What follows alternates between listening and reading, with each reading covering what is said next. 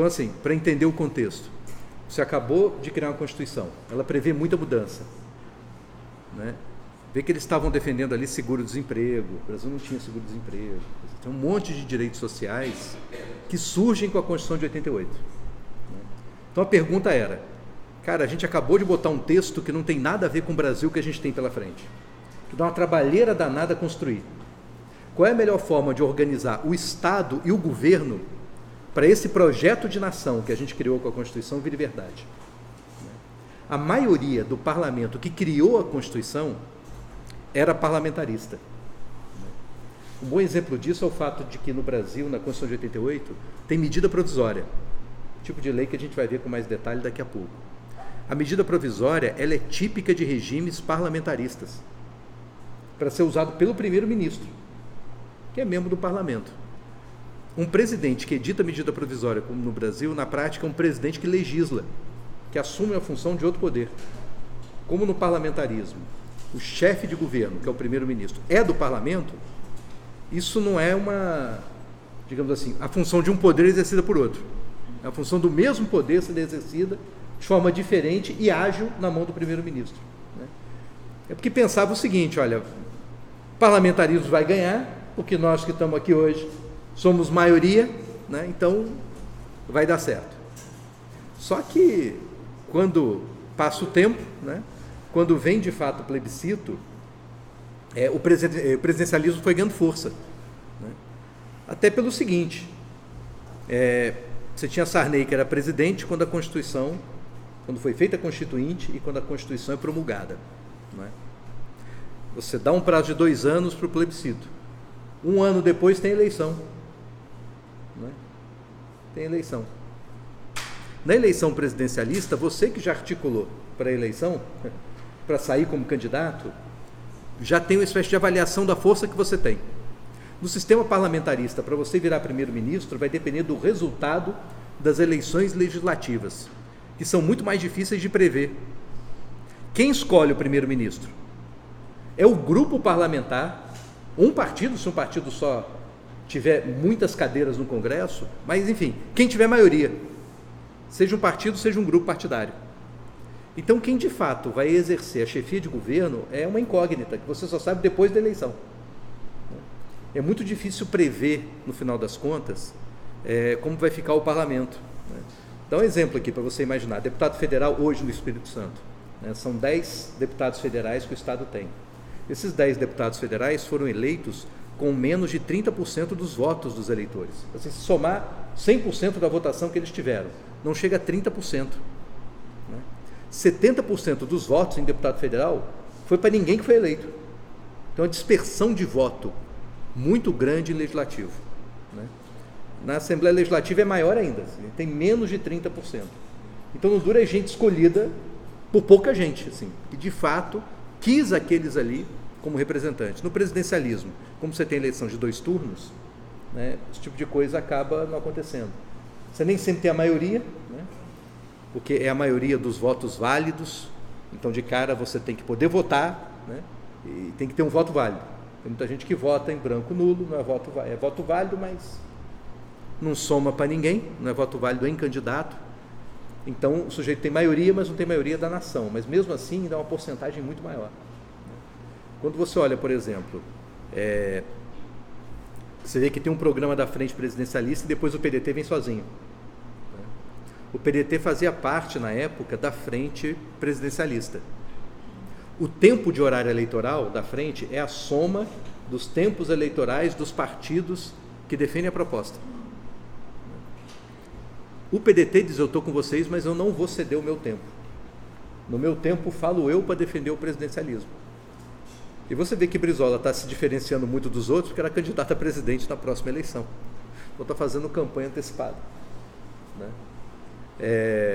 E na época podia, no horário eleitoral, inclusive você zoar o outro, né? Você pegar a imagem do programa do outro, botar ator, Tacissa Guimarães aí, gente. Joana Fon também. Joana Fon, se não me engano, inclusive estava na novela Renascer, que vinha logo depois do horário eleitoral, quer dizer, é alguém que está aí na crista da onda da mídia, né? Então, assim, são detalhes da época, mas que fundamentalmente, quais são as diferenças ali que esse programinha aí histórico, né, ajuda a destacar. Repara como no presidencialismo tem um foco muito grande na figura do presidente.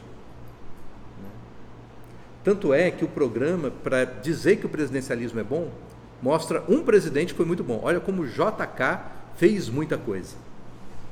E bem ou mal, a nossa cultura política é muito personalista, né? Você tem um monte de partido, mas quem é que vota em partido aí? As pessoas votam em pessoas. A gente está às vésperas de uma eleição para presidente, né? Já tem os pré-candidatos postos aí. Pouca gente está discutindo partido ou proposta. Qual é a proposta que eu quero para o país? A gente está discutindo pessoas. Eu gosto do fulano, não gosto do Beltrano, ciclano não voto de jeito nenhum. É gente. A nossa cultura é essa, é personalista.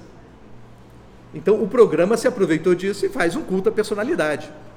E na verdade cada programa mostrava grandes presidentes, grandes realizações do Brasil e de outros países, né, que fizeram grandes gestões para dizer, ó, vamos escolher um cara que é o cara e é ele que vai resolver tudo. O parlamentarismo focava em outro problema. O presidencialismo que nós temos, que foi o resultado desse plebiscito, né, e das organizações constitucionais, das emendas à Constituição que vieram depois desse plebiscito, é o chamado presidencialismo de coalizão, em que o poder, você tem um presidente da República com poder de fogo enorme para executar a política, mas tem um parlamento do outro lado.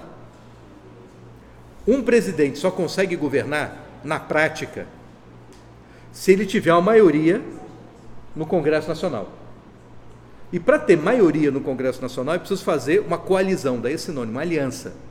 Tem que ter uma coalizão de partidos que sustentem o governo, né?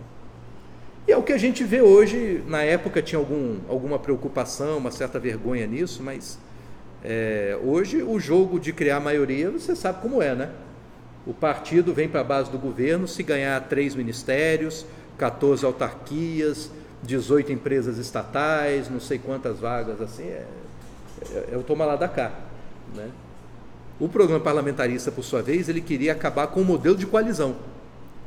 A gente tem uma Constituição, mas é preciso projetos de governo para executar a Constituição. A ideia é que no parlamentarismo, né, quando você elege as bancadas, você elege a partir de um programa a ser executado. Então você está votando menos da pessoa e mais um programa. Ou, né, a expectativa que se tinha era a escolha de quem é a melhor pessoa para dentro do parlamento representar esse programa que está sendo proposto. Uma vez eleita a maioria em torno de um programa de governo, essa maioria escolhe um primeiro-ministro. Você tem um presidente eleito também, um modelo parlamentarista. Mas esse presidente eleito, ele, né, na prática, ele não nomeia ministro, né, ele não controla a execução do orçamento. O que ele faz é ter um papel moderador entre o primeiro-ministro e o parlamento, né, e uma função de chefe de Estado, né? O que faz chefe de Estado? É aquele que fala em nome do país na ordem internacional. Então, para abrir a Assembleia da ONU, vai o presidente, as relações diplomáticas com outros países e tal, é o presidente que cuida desse negócio. Mas na ordem interna, né, a gestão do governo e tudo, ficava na mão do primeiro-ministro, né? Esse era o modelo que se propunha. Na monarquia, você não elege o presidente da República, você tem um rei. Como modelo brasileiro, a proposta era de uma monarquia parlamentarista, você teria o rei com esse poder que na propaganda parlamentarista é apresentada para o presidente. Poder dissolver ou o Congresso, né, ou derrubar o primeiro-ministro. No parlamentarismo, pelo menos inglês, e aqui, como quando se discutiu o modelo, olhava muito para o modelo inglês, né, o instrumento era chamado moção de desconfiança. A maioria do parlamento não tem mais uma relação, acredita que o primeiro-ministro está bloqueando a execução da política, né? Fazer uma moção de desconfiança. Nós estamos desconfiando, né, do primeiro-ministro, e quem decidiria, num sistema presidencialista, com presidente e parlamento como o nosso, que se propunha, era o presidente da República. Na monarquia, o rei ou a rainha, né? O rei ou a rainha. Era essa a treta da época aí, era esse o modelo. bem ou mal, passado o tempo, dá para a gente avaliar um pouco melhor o resultado do presidencialismo de coalizão. Fica difícil julgar historicamente. No parlamentarismo seria melhor? Porque a gente só tem a ideia, né? Não viu na prática como era, porque a prática nunca rolou. Nunca rolou. Mas, assim, na minha opinião, o que pesou muito na época era a nossa cultura política, que de lá para cá mudou pouco, que é muito personalista. Né? Quem é a pessoa? A gente discute pouco projeto, discute muito gente. Não é à toa que para presidente, quem faz campanha messiânica, assim, eu sou o Messias, eu sou o Salvador da Pátria. Né? Eu lembro da campanha de 89, tinha Ronaldo Caiado, candidato a presidente da República, que literalmente a abertura do programa eleitoral dele era ele em cima de um cavalo branco relinchando. Né? O cara que chega no cavalo branco para salvar a gente de tudo quanto é problema da nação. Né? Aí relinchava, ele com a mão para cima e tal. É o herói. Né? Olha a onda que estava em cima de Joaquim Barbosa, né? Que na Veja virou Batman na época do Mensalão. Esse é o cara, é o Batman que a gente precisa para resolver essa treta toda. É um baita culto à personalidade. Quem é a pessoa? Né?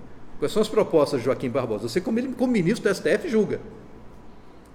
Isso porque eu acompanhava mais ou menos o que o STF fazia por dever de ofício acadêmico. Muita gente nem isso. E muita coisa do que rola pelo STF em discussão jurídica nem chega perto das decisões que têm que ser tomadas na presidência da República. Assim, né? Reforma tributária vai ter, não vai ter. Quer dizer, discussão tributária no STF é se a lei tributária está de acordo com a Constituição ou não, acabou. Assim. Quando muito solta um ou outro um pitaco ali do que acha da norma constitucional e tal, mas para além disso, é muito difícil saber. Né? Você tem que sair adivinhando. Já que te escuta a pessoa, por que os monarquistas não fizeram isso também? Não passaram o comercial deles lá com o herdeiro? Cara, porque a pessoa dos herdeiros não era muito midiática, né? Não ajudava muito, não. Mas apelaram para a personalidade. Rainha da Inglaterra, rainha da Noruega. É a personalidade. Você olha aquilo ali e fala, eu quero uma rainha que nem a da Noruega. Tudo bem, então traz um monte de norueguês para cá que talvez você resolva o problema. Né? Mas aqui não tem, né? Não deixa de ser culto a personalidade, ainda que não seja a mesma pessoa. Os presidencialistas fizeram a mesma coisa. Um baita culto à personalidade, mas não era do presidente da época, porque cá para nós, em termos de popularidade, ele não vinha bem, não. Então você usava um presidente de outra época que, por sua vez, esse aí foi popular. Né? Claro. Sempre é. Sempre é. Inclusive hoje. Só que o marketing mudou, né? O marketing, até pouco tempo atrás, para produto, né? Você desenvolveu um produto, né? Sei lá, uma bebida nova. Aí o que você faz? Você faz grupo focal, tipo de pesquisa que você pega um grupo de pessoas. Pode ser um grupo homogêneo, heterogêneo, quer dizer, vamos pegar um grupo focal só com jovens de classe média e universitário. Né? Aí você bota o grupo e começa a bater papo. Pô, o que você gosta de beber e tal, para tentar adivinhar o que a pessoa pensa. Aí você pega o seu produto, embrulha de acordo com o que a pessoa pensa e oferece para ela. Aumenta a chance de você querer comprar, porque bate com aquilo que você está pensando. E assim você desenvolve o rótulo do produto, a mensagem na propaganda. Né? E muitas vezes você repara que a mensagem da propaganda pouco tem a ver com o produto. Tem propaganda que diz assim, se você usar esse carro, você vai ficar sexy.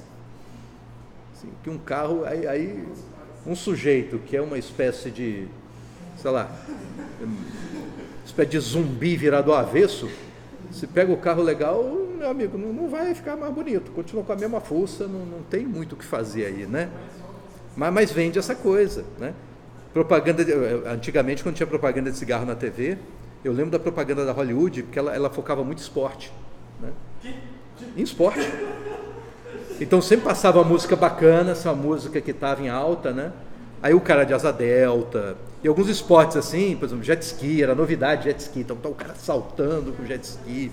Aí 90% da propaganda era isso, era o cara no jet ski, aí depois do jet ski na praia o cara ia acendia um cigarro, Hollywood o sucesso. São caras de sucesso, de jet ski, de paraglider, sabe, snowboard, um monte de esporte desses assim, mais radicais, e depois o cara fumava um cigarrinho.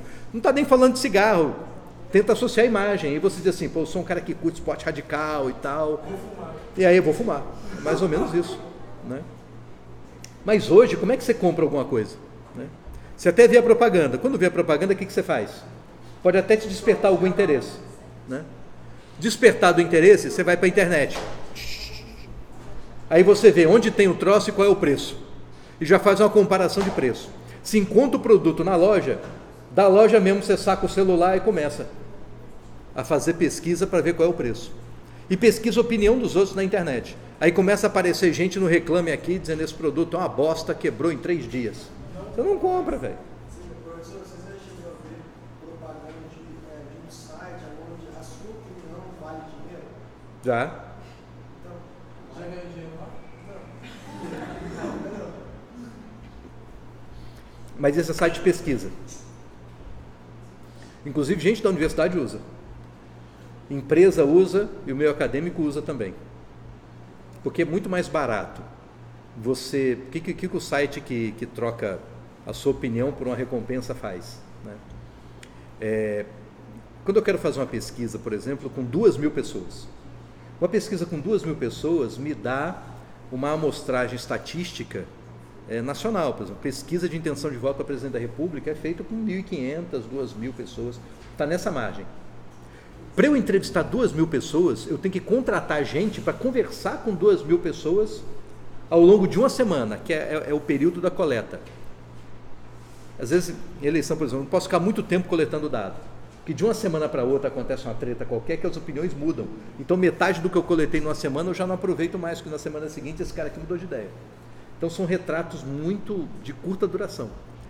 Para contratar gente, para coletar pergunta de 2.000 pessoas, eu tenho que contratar gente para caramba para estar na rua.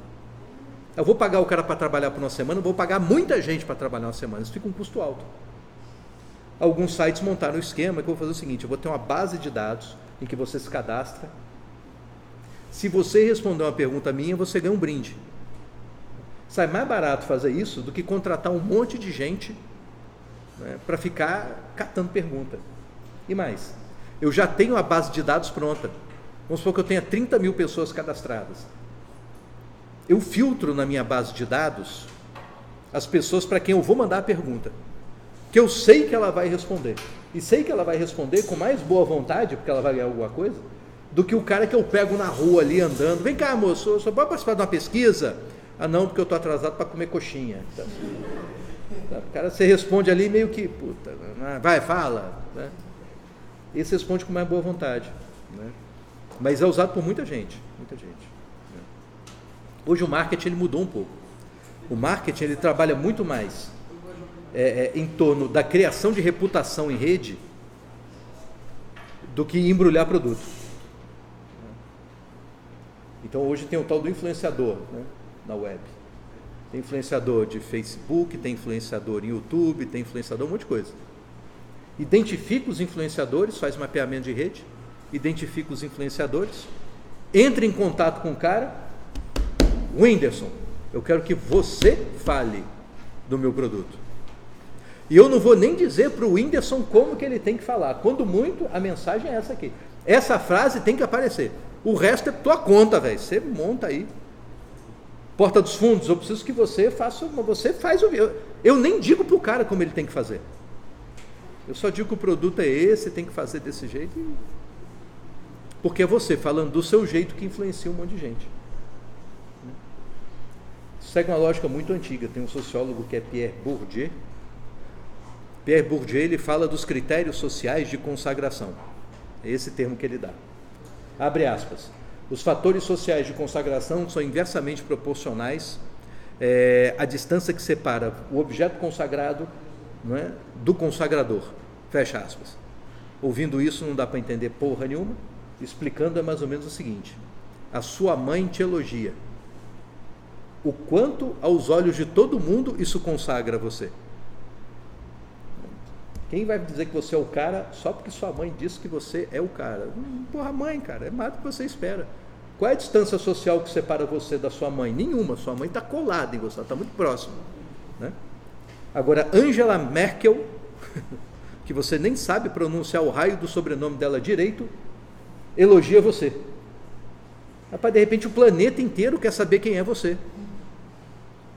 Porque a distância social que separa você de Angela Merkel é gigantesca. Gigantesca. Angela Merkel te consagra pra cacete. Se eu consigo que Angela Merkel fale bem de um produto, de um candidato ou de qualquer coisa, nossa, tá show de bola. É melhor do que 15 caras montando vídeo com cineasta e ator e o cacete A4. Tem um efeito muito mais eficaz de marketing do que ele. Né? Varia da distância, né? Do quanto essa pessoa atinge, do quanto as pessoas já estão dispostas a ouvir essa pessoa. Mas tem outro detalhe, para você ou para o produto, não dá para ser muito discrepante também. Porque internet tem outra coisa, internet, né, tem memória. Aquilo que você tacou na rede, ou que tacaram de você na rede há 10 anos, está lá ainda. Então o sujeito tem um histórico de 10 anos sendo filho da puta. De repente, em 2 meses, um monte de gente começa a falar que o cara é santo. Não vai dar certo. Porra, santo? Peraí, aí você começa a fuçar, acha o cara dizendo que é santo, mas também acha 300 coisas ao longo, acha uma trilha de sacanagem no meio da história que não... É fácil, não dá mais para esconder. Né? Então, meu amigo, se não tiver uma coerência, está fudido. Assim, não vai funcionar. Não há marketing, não há influenciador, não há Whindersson que dê resultado. Assim. Vai conseguir fazer com que você saiba. Pô, o Whindersson falou do cara. Meia dúzia que não checar vai entrar nessa, mas a maioria checa, porque é fácil. Está no teu dedo. Né? Está no seu dedo. Antes, como é que você checava? Perguntando para as pessoas. Né? Conhece fulano? Conheço. Hoje você nem pergunta. Na rede está lá. Ninguém te pergunta, você fala. Você dá a sua opinião sem ninguém pedir hoje. Dá conselho sem ninguém pedir. Fica a dica. Pronto, falei. É assim, velho. É assim. Não dá mais para tentar forjar e ser um troço que você não é. Não rola. Não vai. Não vai. É burrice. É grotesco. Grotesco. O grotesco é justamente uma coisa querer parecer outra, mas não consegue enganar. Isso é o grotesco. Né? O grotesco é o cara parecer elegante, mas tá a etiqueta para fora, tá alguma coisa assim, né?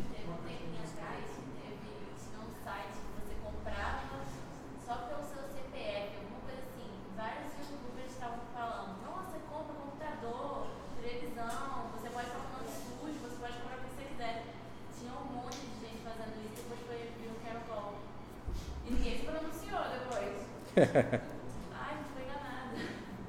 Não é legal?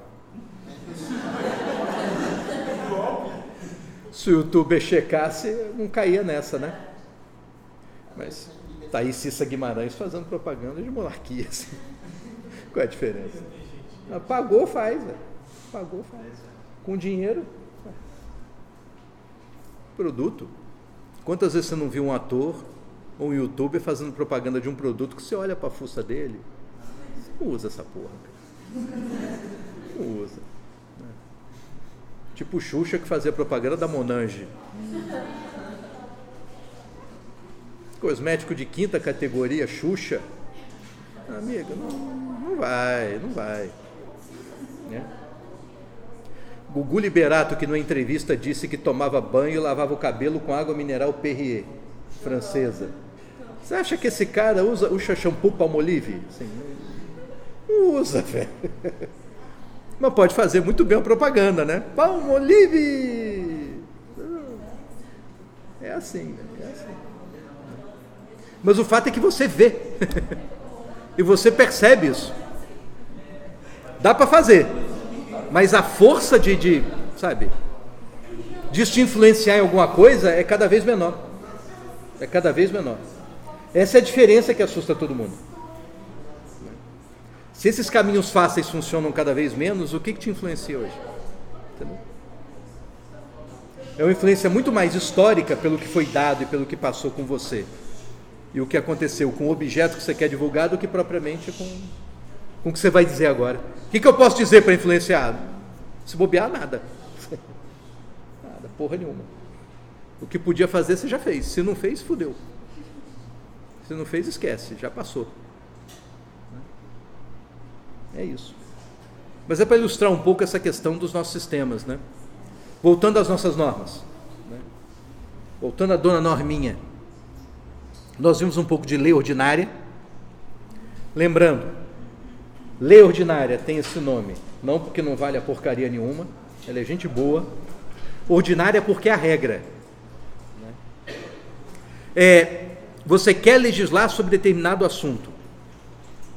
Se não há a exigência constitucional de um instrumento legal específico, por exemplo, se não tiver um artigo da Constituição dizendo que sobre aquele tema você só pode legislar por lei complementar, então a lei que você pode usar é a lei ordinária. Ela é a regra. Ela é a regra. Lei ordinária vale para legislar sobre tudo, exceto sobre aqueles temas em que o que se exige na Constituição é um outro tipo de instrumento legal. O principal tipo de instrumento legal diferenciado na Constituição é a lei complementar. O nome lei complementar é horroroso, porque você pensa assim, bom, se tem uma lei ordinária que é a regra, a lei complementar está complementando alguma coisa.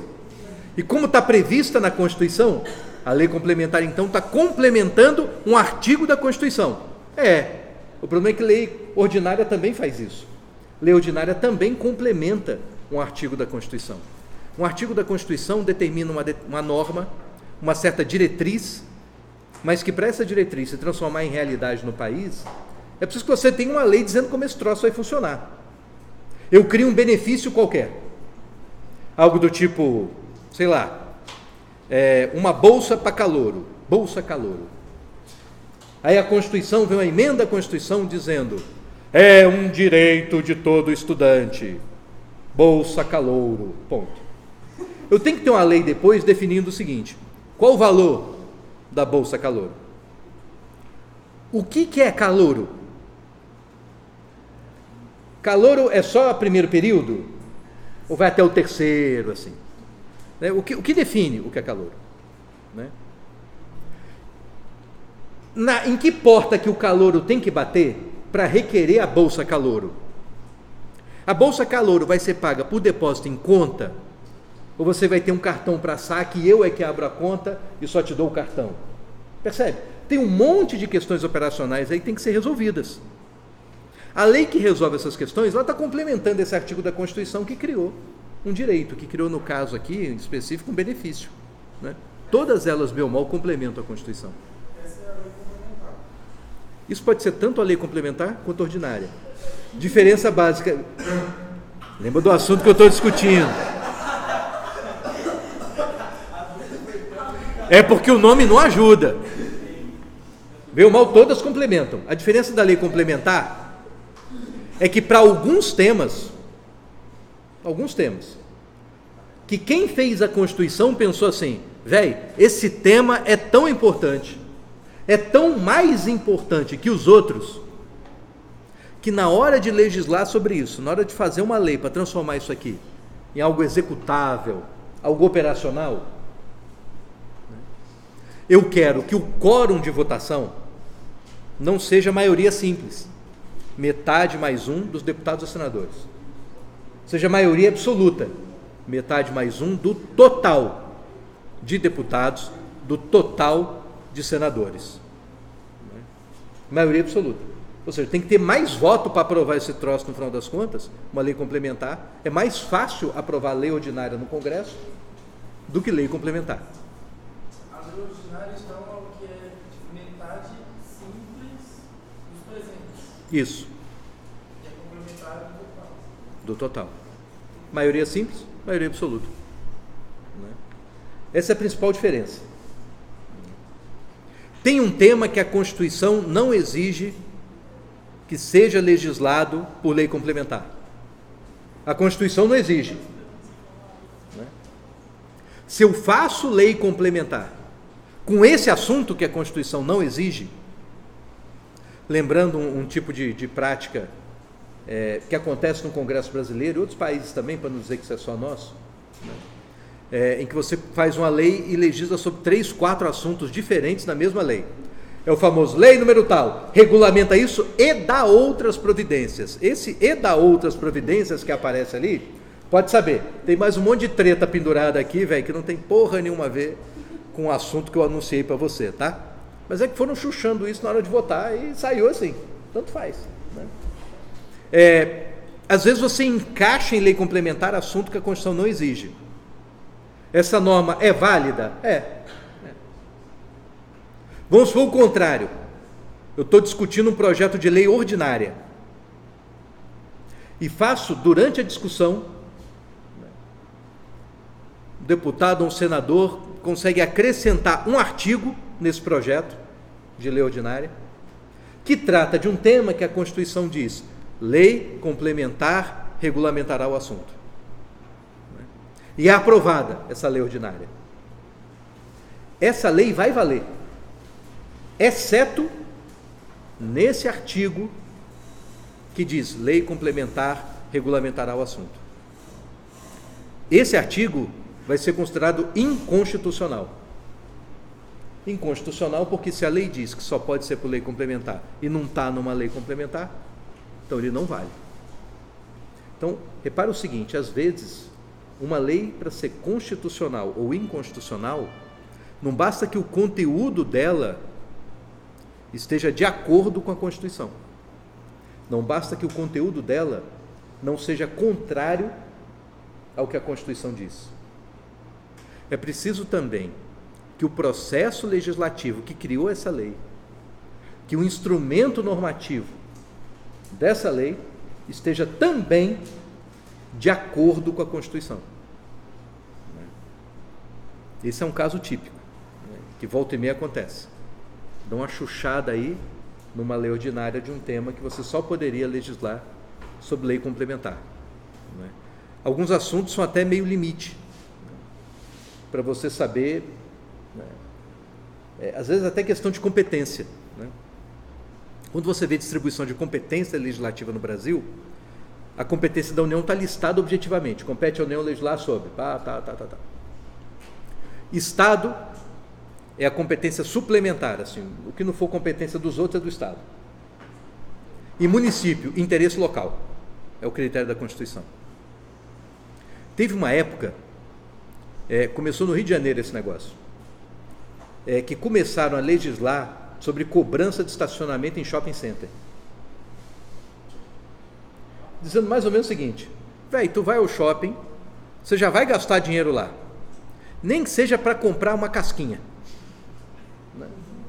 que está R$2,50, nem que seja para gastar R$2,50, já aumentou para 3? Ladrões, inflação desenfreada, onde é que isso vai parar? Nem que seja para gastar 3 contos na casquinha. É aí que você vê quem vai para o shopping só para comprar a casquinha.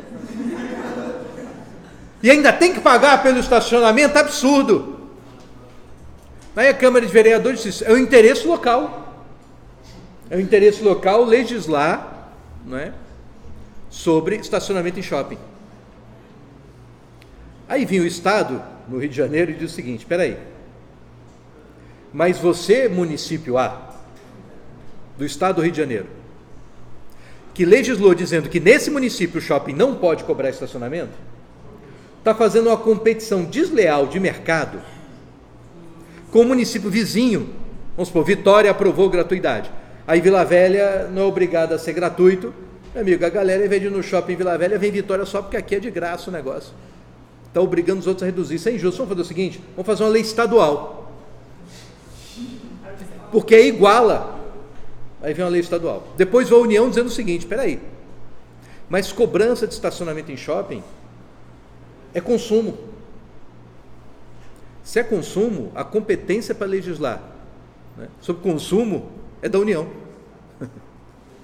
Então as duas leis são inconstitucionais, só eu posso fazer lei dizendo se pode ou se não pode pagar shopping center. E vem a discussão constitucional sobre o seguinte: É consumo? É relação de consumo o estacionamento do shopping center? Ou só é consumo depois que entra no shopping center? Você entendeu? É um produto ou serviço que você está comprando no shopping center? Porque se é produto ou serviço, aí a discussão era assim, mas tem shopping que não tem alternativa. Ou eu pago o estacionamento, ou eu não vou. Né? Ah, mas tem gente que vai de ônibus. São Paulo tem o shopping Cidade Jardim, né? Que não fica na Avenida Cidade Jardim, fica na Marginal Pinheiros. Característica do shopping Cidade Jardim, é um shopping assim, de classe alta, né? Alta pra caralho, tão alta que ele não tem porta. Não tem porta. Se você for de busão, você não entra, é isso que eu estou dizendo. A pé, você não entra. Só entra de 2 jeitos no shopping. Ou de carro, é carro. Entra, a única entrada é a da garagem, né? Ou você entra de carro ou de helicóptero. Porque tem heliponto. Não tem outro jeito de chegar no shopping. Você entendeu? É. Claro. Quando eu digo que é shopping de elite, velho, eu não estou exagerando assim, né? E São Paulo tem 2 assim, sem porta. Né? São modelos que estão aparecendo no país. Assim. Aí continua a relação de consumo, porque você não tem escolha. Ah, mas você pode escolher outro shopping, sabe? A decisão do STF é que sim, é relação de consumo. Está oferecendo um produto e serviço. Ninguém é obrigado a ir a shopping. Eu sei que tem gente que age como se fosse, né? Não, mas não tem escolha na minha vida. Tem escolha na sua vida. Nem tudo na vida é shopping center. Tem outras coisas interessantes também, né? Não sei, mas deve ter. A Glória, Vila Rubim. Mas Vila Rubim tem rotativo, viu? Bem lembrado, feirinha de Aribiri. Tem muita opção, tá vendo? Muita coisa para você fazer sua compra em paz, tranquilidade, não é? Sossego, não é não?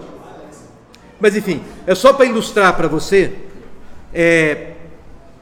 que existem questões limites e que nem tudo que diz respeito à validade de uma norma com relação a essa conformidade constitucional tem a ver com o conteúdo dela. Muitas vezes tem a ver com a forma dela, né? Terceiro tipo de norma, medida provisória. Medida provisória. A medida provisória no Brasil, ela tem uma história. Uma historinha que não é muito legal. A medida provisória tem uma avó. Uma avó. A avó da medida provisória se chama decreto-lei. Decreto-lei. Você ainda encontra normas em vigor no direito brasileiro com o nome decreto-lei.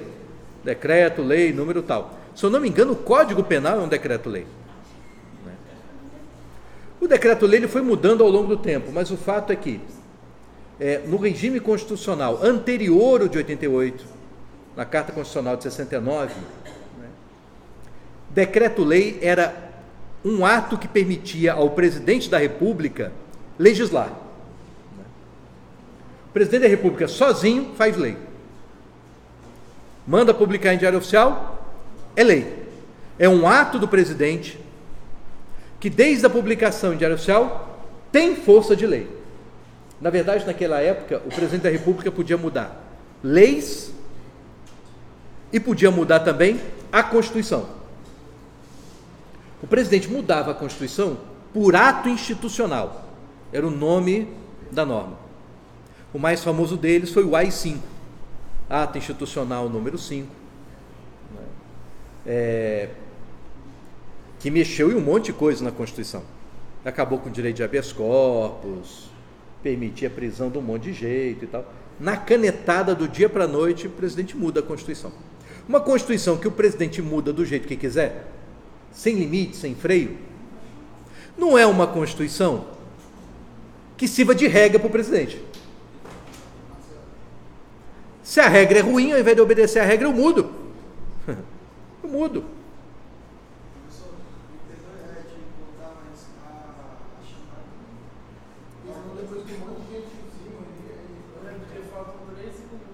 Vocês têm uma preocupação com a chamada? Não, fiquei muito quieto em cima da língua assinar também. Fiquem tranquilos. Fiquem tranquilos com a chamada. Passam a lista aí e vamos tocar o bonde.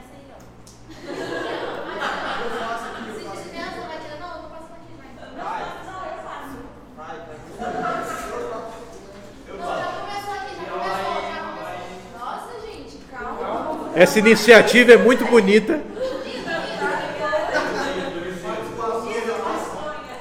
mas assim é o professor, depois fica todo mundo com foco mesmo. Eu sei. Tá, enfim, continuando a aula. Quem é que dá aula depois, que é o terror aqui da parada? A gente vai embora. Ah. Oi? Sociologia, mas hoje nós vamos embora. É porque ele não quis vir na aula. Ele não pode. Ele tá compromissado, ele não pode vir hoje. Tá bom, gente, agora pode deixar de ser. Enfim, né? Então o presidente naquela época ele mudava lei e constituição. O decreto-lei não tinha prazo. Publicou, está valendo. Funciona como uma lei ordinária qualquer. Funciona como uma lei normal. Muda-se do jeito que você muda qualquer outra lei, né? Ou por decreto-lei, ou porque o Congresso se movimenta para fazer outra lei, é assim que funcionava. Se o Congresso não aceitasse o decreto-lei, o Congresso tinha que se mobilizar para fazer uma lei revogando o decreto-lei. Mas como era ditadura, cá para nós, isso parecia uma coisa muito pouco saudável para você fazer, né? Muito pouco aconselhável, sob o ponto de vista da sua segurança pessoal. Professor, como é que uma lei ainda tem isso hoje em dia? Tem. Mas como é que uma lei anula? Leis não são eternas. O que mata uma lei? Né? Quando que termina a vigência da lei? Para ser bem, para usar um termo técnico, né? Vigência é o período de validade da norma. Ele começa quando encerrado o processo legislativo, a norma é publicada, você torna pública a norma. Eu não posso exigir uma norma que ninguém conhece. E quando que ela acaba? Primeira hipótese, quando a lei tem prazo, tem lei que tem prazo de validade. Terminou o prazo de validade, a norma caducou, é a expressão que usa. Caduca, né? Porque terminou o prazo. Segunda hipótese, a norma perde o objeto. O que é isso? A norma fala de uma situação que simplesmente deixou de existir.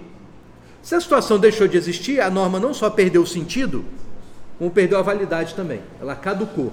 Exemplo, tem um ato das disposições constitucionais transitórias que diz o seguinte: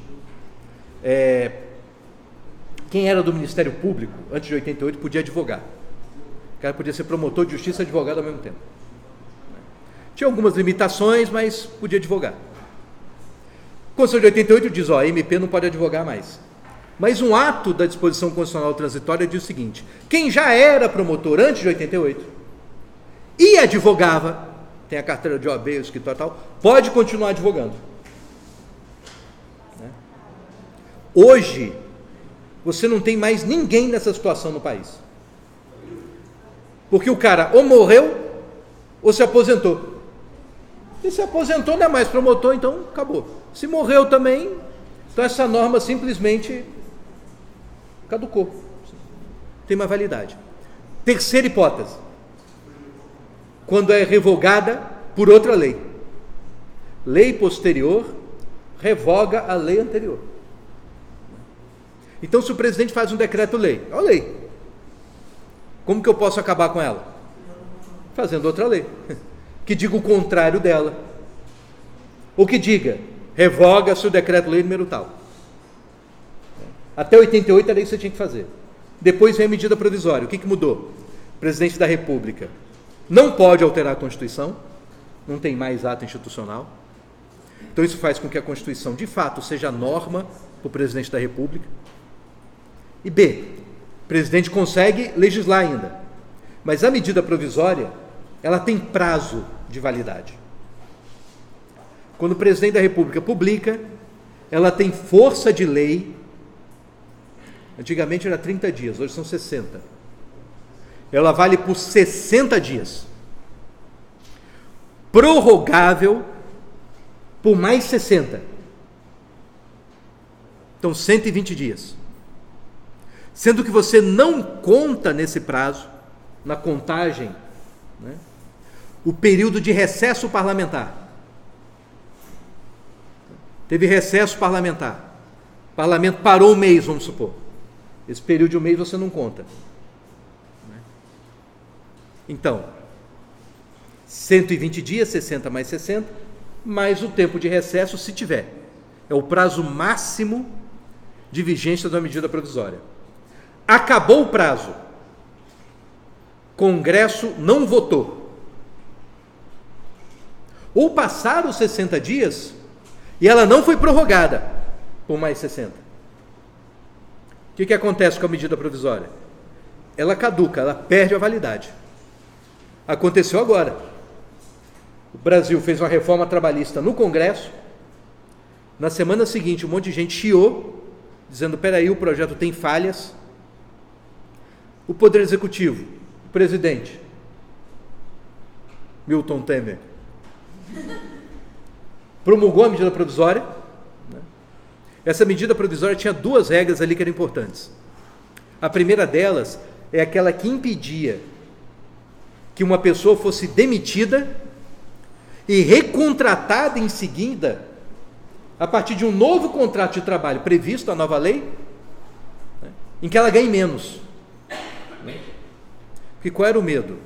Como a reforma trabalhista criou novas formas de contratação, e algumas dessas formas, na prática, permite que você gaste menos e que quem trabalha ganhe menos, por exemplo, contratar por hora.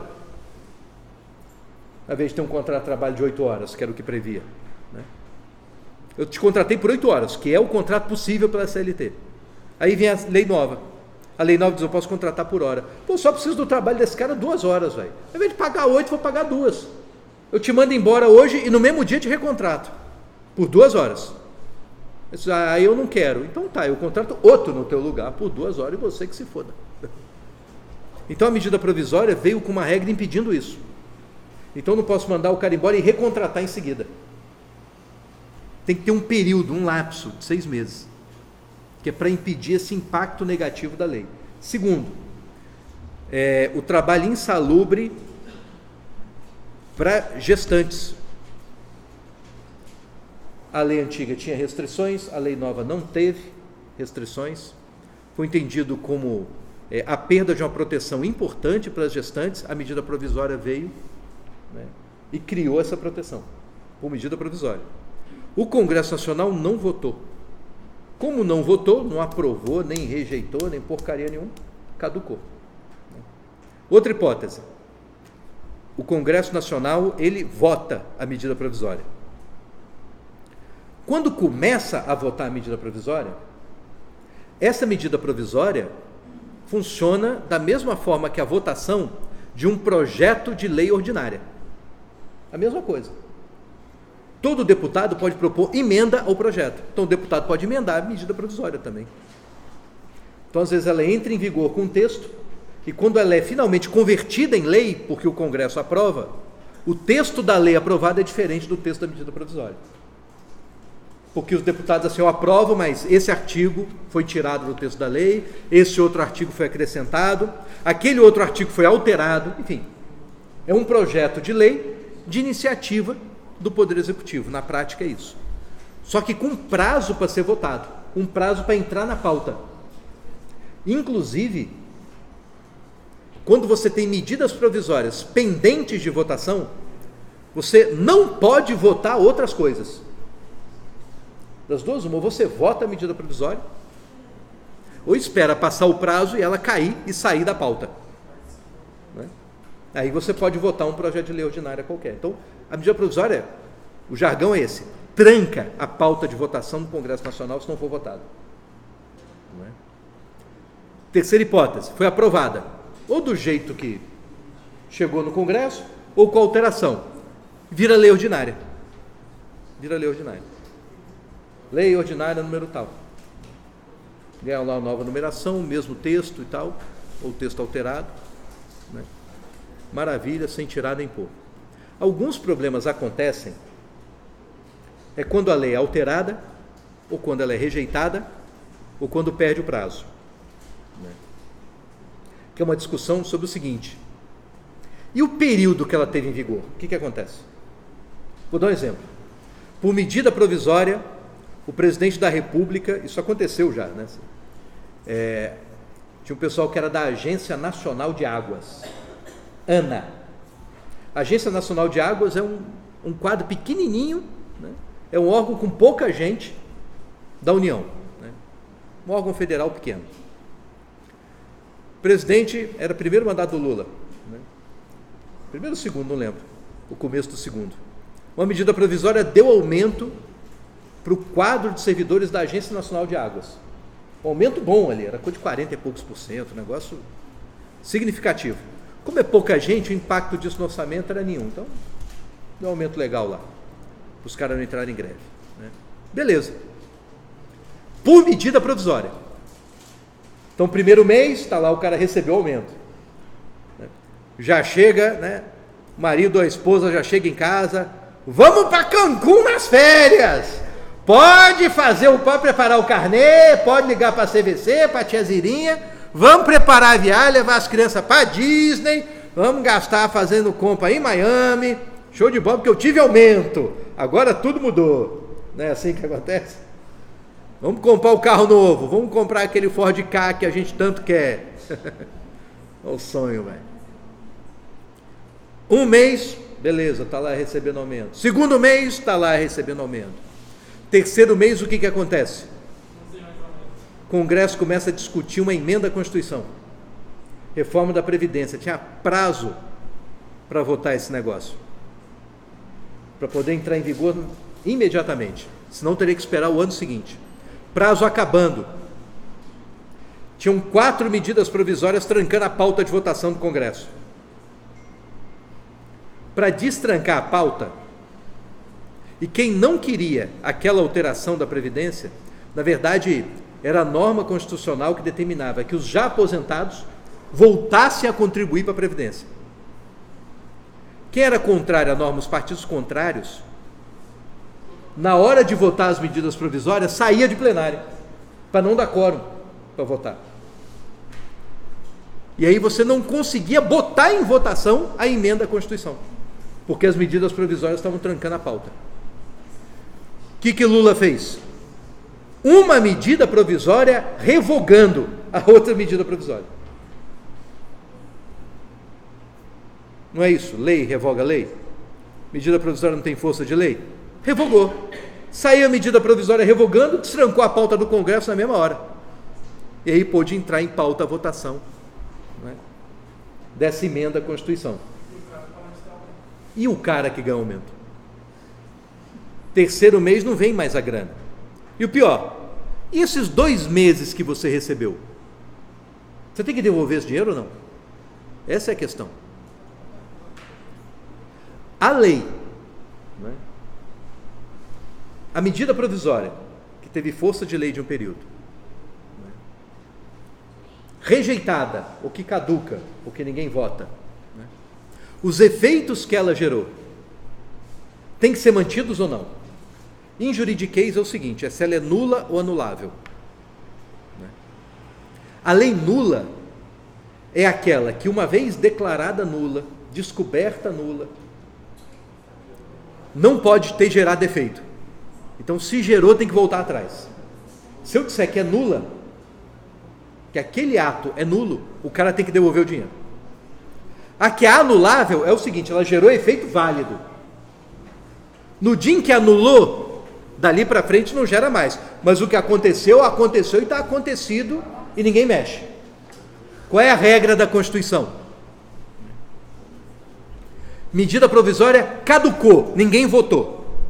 Se ninguém votou, esses atos que aconteceram de acordo com a lei estão mantidos. Não precisa devolver dinheiro. Não precisa devolver. Está show de bola. Opção B. O Congresso votou e rejeitou. Se o Congresso rejeita a medida provisória, pela Constituição, você anulou esses atos anteriores também. Mas a mesma Constituição te dá uma brechazinha para dizer o seguinte: o próprio Congresso, quando rejeita a medida provisória, ele pode criar por um outro instrumento, um decreto legislativo, está previsto ali também no artigo 59, regras para disciplinar esse período em que a lei esteve em vigor. Então assim, eu, Congresso, posso rejeitar a medida provisória e dizer o seguinte, num ato normativo meu, aquilo ali que rolou vale, ou vale pela metade, ou tem que devolver, mas tem que devolver em suaves prestações. Você pode regulamentar, pode modular, como dizem, os efeitos da vigência. Então são 3 opções possíveis aí, dentro do direito brasileiro, quando se tem medida provisória. Isso mostra para você, como conclusão, o seguinte: vantagens da medida provisória. Primeiro, é rápida. Porque presidente da República é que vai, taca a medida provisória do dia para a noite, não tem que discutir com o Congresso, não tem que formar a maioria, é fácil, é rápido. Problema da medida provisória é que ela não é capaz de gerar muita segurança nas leis, muita segurança jurídica. Primeiro que tem prazo de 60 dias, se o Congresso não aprovar esse negócio. E se o Congresso mudar, como é que eu fico? Então você está lá com a sua empresa, né? Você é o contador da empresa. Vê uma medida provisória que mexeu no mercado, cria uma regulamentação qualquer no mercado que tem impacto nas finanças da empresa. Está na hora de mudar? Ainda não, é frágil, é perigoso. Pode ser que você comece a fazer uma adaptação da empresa à nova situação e 60 dias depois volta tudo atrás. Pode ser até que a situação venha diferente 60 dias depois. Então, geralmente, na área econômica, por exemplo, o que medida provisória acaba gerando é uma espécie de compasso de espera. Você cumpre aquilo que tem que cumprir imediatamente. Agora, aquilo que você pode postergar e deixar para se adaptar no médio e longo prazo, você deixa, você espera para ver como é que esse negócio vai ficar. Quanto mais o Congresso, quanto mais você edita a medida provisória, quanto mais se altera a medida provisória editada, as duas coisas, maior a instabilidade que você gera numa série de relações jurídicas. É uma baita desvantagem social da medida provisória. Beleza? Deu para entender? Validade, 60 dias. Prorrogável por mais 60, chega a 120. Não conta recesso. Se tiver 30 dias de recesso, vai para 130 dias. O que mais que é importante? Algumas restrições na Constituição de temas que você não pode legislar por medida provisória. A lei penal, por exemplo, é uma delas. Você não pode criar crime, aumentar pena por medida provisória. Então, só quem pode fazer é o Congresso Nacional por lei ordinária. Você não pode alterar a lei processual, alterar prazo de código de processo e tal. Mexer em como processos tramitam no tribunal por medida provisória. Já se fez isso antes de uma emenda que criou essas restrições à medida provisória, em que tinha um monte de processo contra a União, aí uma medida provisória chegou e disse assim, o prazo para a União agora quadruplicou, aumentou o prazo para eu responder processo, com isso. Imagina, se você que está sendo processado pode escolher a regra do processo. Óbvio, você vai mudar a regra do jogo conforme a sua vontade. Então são normas assim que foram criadas para restringir o alcance da medida provisória, para impedir certos abusos que entravam ou na separação de poderes, se eu mudo o processo, eu estou mexendo muito no poder, ou então que foram vistos como político e socialmente inconveniente você mexer com medida provisória, porque é sério demais, tipo a lei penal. Criar pena, ou extinguir pena também, dá na mesma, por medida provisória, também não dá. E outras restrições ali que diz respeito à ordem tributária e tal, mas menos significativas aí, que é menos usual, dentro do sistema legislativo. Beleza? Beleza? Tá dando para acompanhar? Tá Tá dando para entender? Show de bola. Eu vou editar esse videozinho, botar alguma coisa nele para ficar mais animado, para você não dormir enquanto assiste. E vamos ver se vai dar certo, vai ser o nosso teste. Beleza?